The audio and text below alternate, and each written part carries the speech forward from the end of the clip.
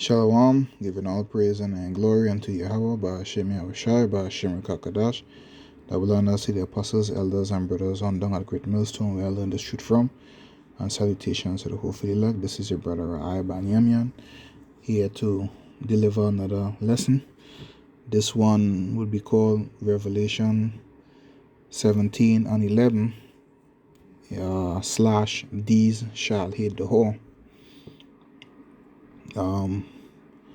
The lesson was hinted by the elder of the Plain Tables camp, and wanted to do some reading and stuff before I did the lesson. Now, before I read Revelation 17 and 11 on down, let me just give a brief description of what the beast is, and a few of the nations that are involved in the situation.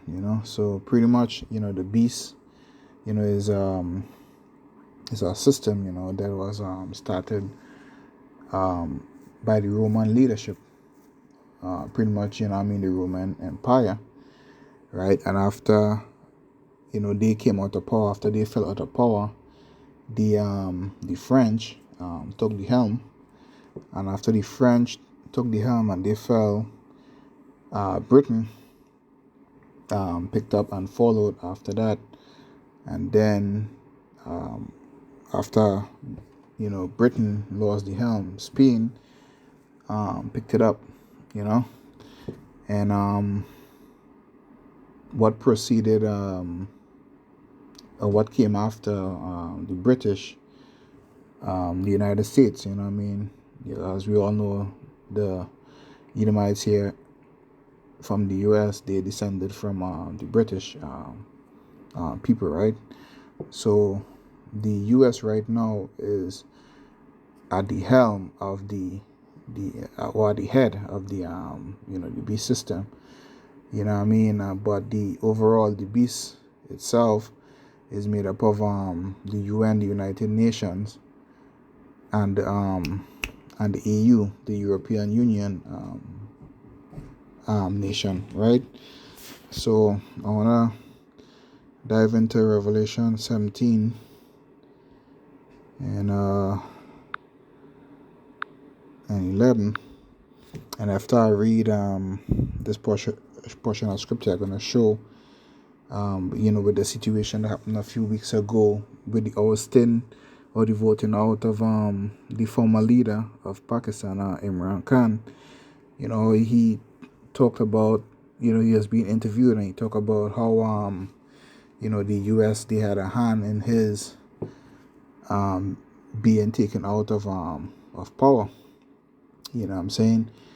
Now, any leader, is not a good thing for a leader to be taken out of power by another foreign country. It's like you have your household, you got your woman and your children in there, right? And then another dude, he just step in, right? And he directing the home, you know what I mean? He telling the woman what to do, your woman what to do, what your children what to do, and stuff like that, overstepping your authority or undermining your authority, and these are the things that that's gonna cause, that's gonna cause these other nations, the allies of the US and the non-allies to hate the whole, which is America, and attack America. You know what I'm saying? We're reading on. This is Revelation 17 and 11. It says, "And the beast that was and is not, even he is the eighth, and is of the seven, and goeth into perdition. And the 10 horns which thou sawest are 10 kings, which have received no kingdom as yet, but receive power as kings 1 hour with the beast. These have one mind, and shall give their power and strength unto the beast." That is talking about the NATO and the European Union along with America, as the head of this thing, you know what I mean, at the helm, Verse 14, it says, "These shall make war with the Lamb, and the Lamb shall overcome them. For he is the Lord of lords and King of kings, and they that are with him are called and chosen and faithful." Right? So in the last days, these nations, they're going to be fighting, one against another. But when Yahushua come on the scene, they're going to stop fighting amongst each other, and they're going to turn to fight against him. It's going to be a combined force, kind of like that movie Independence Day. How all these nations, they come together with their fighter jets and stuff, and they attack the big ship, you know what I'm saying? So when Yahushua come with his father ship and the other chariots, they're gonna turn to fight with against him, but they're gonna fail. As per the scripture, it says here, the Lamb shall overcome them, you know what I mean? So they're not gonna win, you know what I'm saying? Reading on, it says, "And he said unto me, the waters which thou sawest, where the horse sitteth, are peoples and multitudes and nations and tongues." So the people that are bordered, in America, they speak different language. It's pretty much like a melting pot. You know what I mean? You have all type of, religious, groups and stuff that are involved in it. It's like a melting pot. You know what I mean? Of different peoples, tongues, and multitudes. And there's that.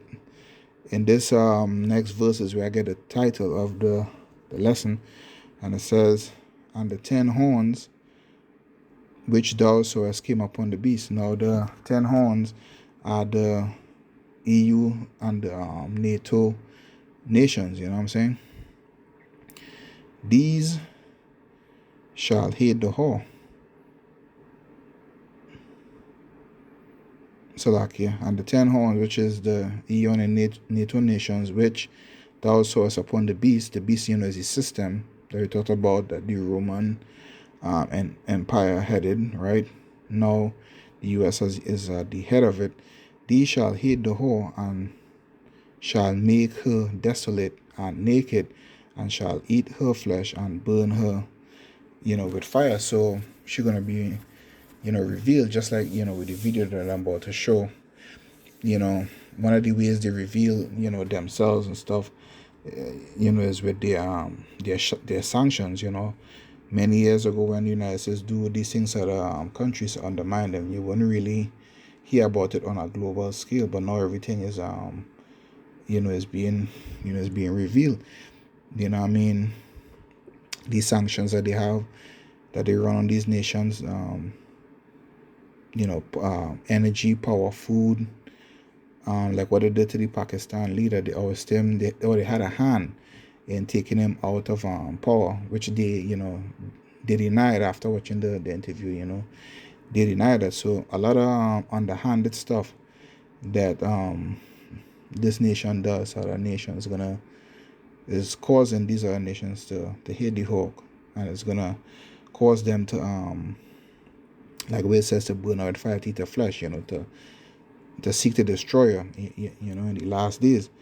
Verse 6, verse 17, "For the Most High had put in their hearts to fulfill his will, and to agree and give their kingdom unto the beast, until the words of the Most High be fulfilled." So these things is gonna happen. I'm saying? There wouldn't be, they start the process of coming after this place, and then they stop. No, it will be a continuation of it. I'm saying? Last verse, and it says, "And the woman which thou sawest is the great city. That great city is the United States, or America, Babylon the Great, which reigneth over the kings of the earth." You know what I mean? So these kings, these the whole that reigned over the kings of the earth, they will come against America for their underhandedness and all the other shisty stuff that they do to these smaller nations. So these small nations that were once weak, they will be made strong, especially those that have nuclear power and stuff right now. Before I show the video, I just want to read the script here in the book of Romans,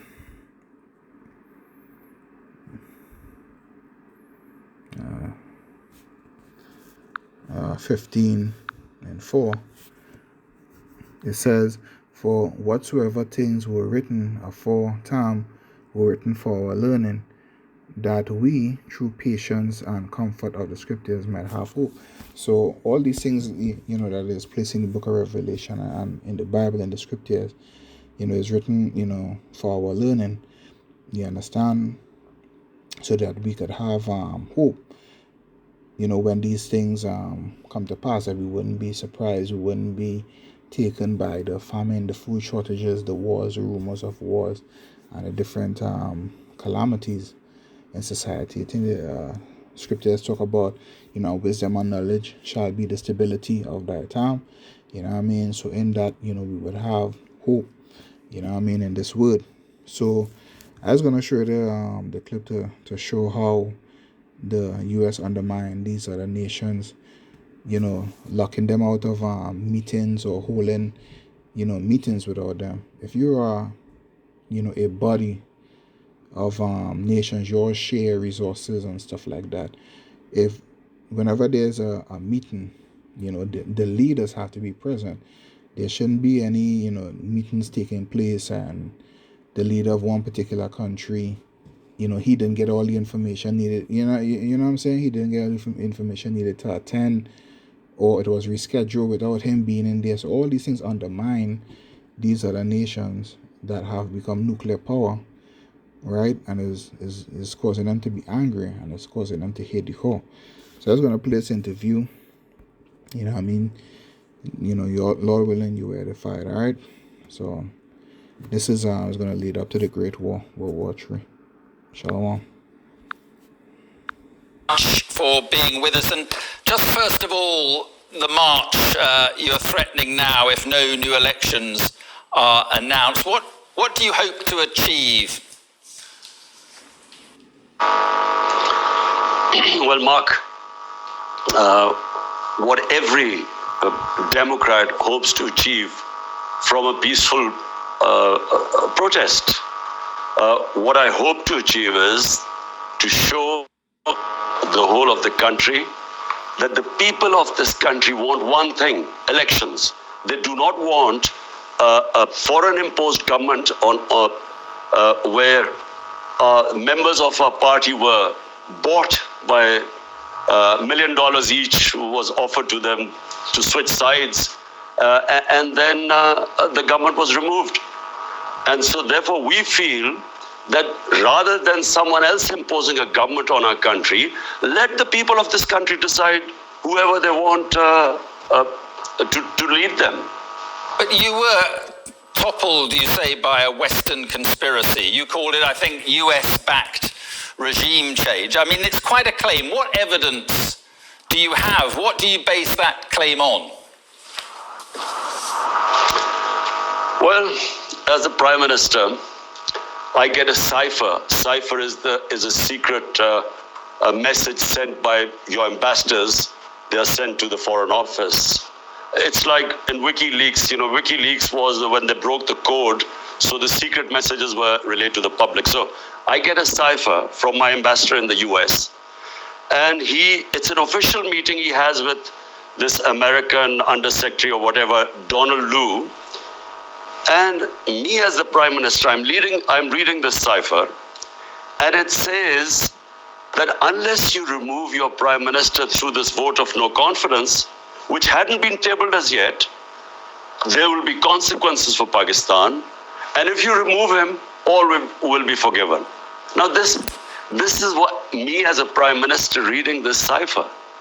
And I am the chief executive. Who was he asking to have me removed? So the next day, after this meeting, official meeting with note takers, with minutes between our ambassador in the Washington and this American official, Donald Lu, next day, the no confidence motion is tabled in our National Assembly. And then members of our party, which I told you were offered these huge sums to switch sides, they start leaving our party. Our allies leave our party. And just to remind you that at this time, in the last 2 years, Pakistan's growth rate was 5.6% last year. This time was 6%. It is one of the highest growth rates in Pakistan's history. Right. Our industry was booming, exports record, remittances record, tax collection record. We coped with the coronavirus. We are considered one of the 5 top countries which saved the people and our economy and our poor people from the virus. So there was no reason for the government suddenly to be removed, because since we've been removed, by the way, the economy's gone in a tailspin. Right, So but let me just ask you about that. So let me just ask you about that, because the US completely deny this, and you say that the US wanted you out because of your foreign policy, which was increasingly anti-Western and clearly favoring China and Russia. Do you regret the ties with Russia, specifically given what's happened in Ukraine? Mark, in that cipher, Donald Lu is asking our ambassador that the Prime Minister Imran Khan was solely responsible for his decision to tour Russia. Now the ambassador kept trying to explain to him that this was a tour which was planned long way back, long way before Ukraine. Secondly, all stakeholders, the Foreign Office, the military establishment, we were all on one page because the military wanted hardware. We wanted to buy gas because we got depleting gas reserves. We wanted to, and this was 6 years ago. This contract was being negotiated, but the problem and we wanted to buy wheat from Russia. So the problem. Let me just get coming. The problem is that on the very day that Putin invaded Ukraine, you shook hands with him in the Kremlin. That suggests, at least that you endorse what he's doing in Ukraine. Mark, how the hell was I supposed to know that the day I landed in Moscow, Putin was going to go into Ukraine? But remember, you didn't need to go ahead with the meeting. Even then, from Moscow. So hold on, Mark. My statement as Moscow was, I have never believed in military solutions. So never did I endorse that. Ours was a totally bilateral meeting, and it was planned long before. So point I'm trying to make is that we didn't realize that when I would reach there, that Putin would go into Ukraine. How was I supposed to know? And how could you be punished for that? But do you accept? How could you have? But do you accept that what Russia is doing is an illegal act of aggression? Do you condemn what Russia is doing? Mark, I am against all military operations. I was against Iraq war. I was against US going into Afghanistan consistently. I'm against military solutions in Ukraine to solve problems. But point I'm trying to make is that to hold me responsible, and in this cipher, it was only me being held responsible, while our ambassador was telling us that this was a long before the tour was planned. The purpose of going there were bilateral things we had nothing to do with. But even so, the problem is that the ties you have with Russia and China suggests that you went ahead with that meeting, that human rights are secondary to trade for you. Russia is waging a war on its neighbor, killing civilians. China has a terrible record on human rights, repressing the Uyghurs and other minorities. Mark, I was elected by 220 million people of Pakistan to serve them. My number one priority is there are 50 million Pakistanis below the poverty line.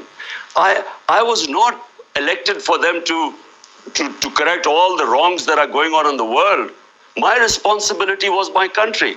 And so all my relationships, whether it was with China, with the United States, with Russia, were for the benefit of our own people. Listen, in Kashmir, which is a dispute between Pakistan and India, India has violated all United Nations resolutions on Kashmir. They've illegally taken away the right of the Kashmiri people and basically got rid of the statehood. Now, did anyone speak against it? The atrocities going on in Kashmir, 100,000 people in Kashmiris have died. Has anyone condemned India for that? No, because India is an ally. Allow us to be neutral too so that we can look after our own people. What about Afghanistan? Are you pleased to see the Taliban back in control in Afghanistan? Were you pleased to see the West defeated? Mark, Afghanistan there was never going to be a military solution. Anyone who knows the history of Afghanistan, and the British above all, have experienced 3 wars in Afghanistan. The 3 times they've gone into Afghanistan in the 19th century, twice in 19th and once in the 20th century. There was never going to be a military solution. People like us who kept saying that this is not, you will not solve Afghanistan problem by bombing them or sending your military, we were called pro-Taliban. People like us were always talking about how would there be people in Afghanistan. For 40 years they've been suffering. But so at the end, you said, it's not whether you are in one, Mark, this is not a football match, whether you're on one side or the other. It's trying, and when Afghanistan, when there are problems there, the country that suffers most is Pakistan.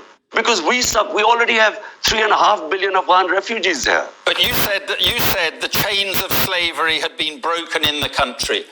What, when the Americans left and the British, what did you mean by that? That was deliberate. It was deliberately distorted. I was speaking in Urdu.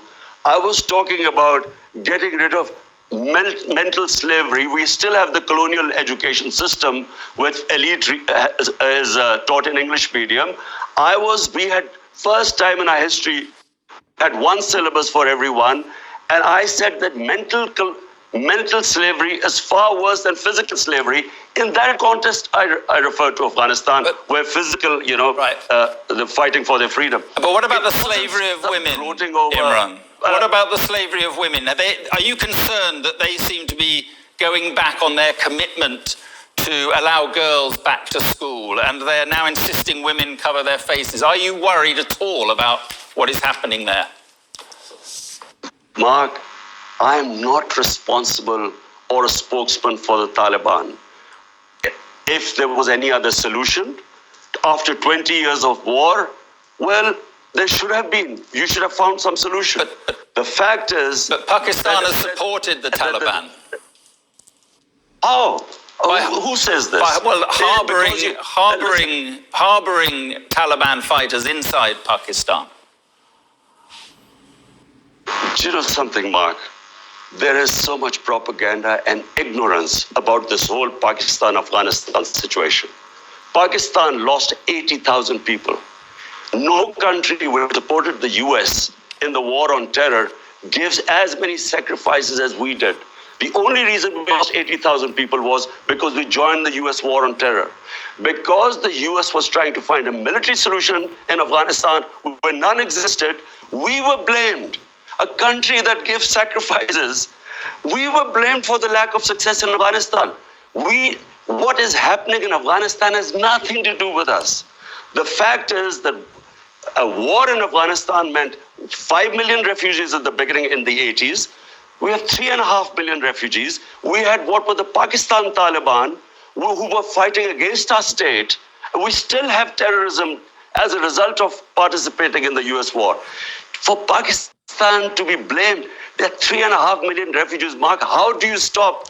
How do we know who would go across and be with the Taliban? How? So Pakistan fenced, first time we fenced our border. There was open border before. So in our 3.5 years, we have fenced the border. But Please do not blame Pakistan. Pakistan is the collateral damage of Afghanistan. Okay, just finally, on the elections you want, do you think that people power, you're talking about 2 million people, do you honestly think that people power can take you back to power? I'm not going to.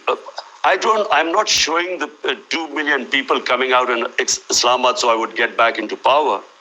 All we are saying is that there are two problems. One is that this is an imposed government through a regime change by Washington.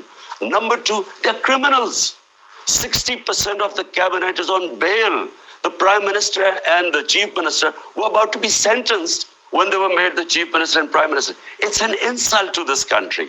All we are doing is peaceful protest. Okay. We feel, let the people of Pakistan decide who they want to elect. Let's not have an imposed government from outside. Okay, well, as I say, the Americans deny that. But listen, Imran Khan, thank you very much for being with us this evening. Thank you. Thank you, Mark. All right, so you all see, you know what I mean? He's not showing it on camera, but, you know, he's angry, you know what I mean? Especially if you're a leader for the people. You know, they all do stuff, you know what I'm saying? But, you know, if you're a leader for the people, that would make you, you know, angry, you know what I mean? Being undermined like that. So, to end, let's share a scripture in the book of Ezekiel chapter 3 and verse 17. It says, Son of man, I have made thee a watchman unto the house of Israel. Therefore hear the word at my mouth and give them warning from me. So, you know, starting from the apostles and elders on down, these men, that, you know, whose labor we have entered, right? We are warning the people, you know. And one of the other means that you could also be warned is by viewing the news clips and stuff on your own. Alright. So we're supposed to watch, therefore, and pray. Last passage of scriptures in the book of Luke 21 and 36. It says, Watch ye therefore and pray always, that ye may be counted worthy to escape all these things that shall come to pass, and to stand before the Son of Man, you know, Yahweh Shai HaMashiach. So, you know, pay attention to the news, continue following the apostles,